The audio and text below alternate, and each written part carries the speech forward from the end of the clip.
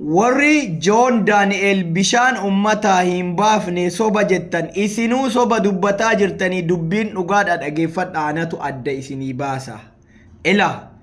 Dhaabbanni Water for Good jedhamu dhaabbata misooma bishaanii tola ooltummaan hojjetudha. Dubbii asitti qabadhaa qalbitti. Joon Daani'el akkuma hundi keessan beektan nama yaada qajeelaa fi bilchaataa qabudha. Joon Daani'el yaada bishaan ummataa baasuu kana dhaabbata misooma bishaanii irratti hojjetu kana yookaan Water for Good jedhamu kana yaada isaa kana yaada akkanaa qaba jedhee isaanii dhiyeesseef.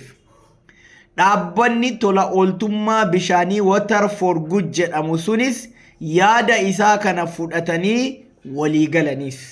Yoo waliigalan maal godharree? Isaan dhaabbata bishaanii yookaan misooma bishaanii irratti hojjetu waan ta'aniif maashinoota qaban gatii dhaabbilee biraatii gadiin gatii baay'ee gadi bu'aa ta'een kireessaniif. Because dhaabbanni kun dhaabbata tola ooltummaa bishaanii irratti hojjetu waan ta'eef maashinoota kana yaada mucaan kun dhiyeesseef yookaan Joon Daani'el dhiyeesseef kana irraa fudhatanii gatii dhaabbilee biraatiin gadiin kireessanii fi bifa saniin bishaan godina Arsii Lixaa keessatti yoo xiqqaatee namoota 10,000 ol ka obaasuu maashinii kanaa fi hojjetaa isaaniitiin dhaqanii wajjiin baasaniif. Yoo kana eega baasanii fi booda Joon Daani'el kafaltii isaa irraa barbaachisu dhaabbata kanaaf kafalee fi jira jechuudha.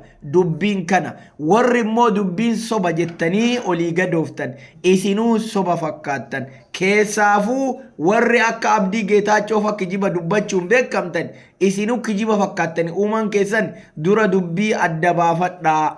Kanaafuu Joon Daani'el nama yaada qajeelaa qabuu fi yaada bilchaataa qabu. Gaafa mana hidhaa irraa bahu irraa eegalee waan kana osoo mana hidhaa keessa jiru irratti hojjetaa ture karaa hiriyoota isaatiin jechuudha. Dhaabbanni Water for Good jedhamu kun maashinoota nama kanaa kireesseef jechuudha. Kafaltii eenyu kafalaree? Joon Daani'el. Kanaafuu bishaan eenyu baaseree? Joon Daani'elii jechuudha. Jara keenya yoo waa dalaguu hin dandeenye kijiban odeessinaa dubbiin dhugaa kana Joon Daani'el nama yaada qajeelaa qabuu fi uumaan isaatu qajeelaa fakkaatu rabbi si haa milkeessu jedhaanii bishaan kabaase isuma mataa isaati.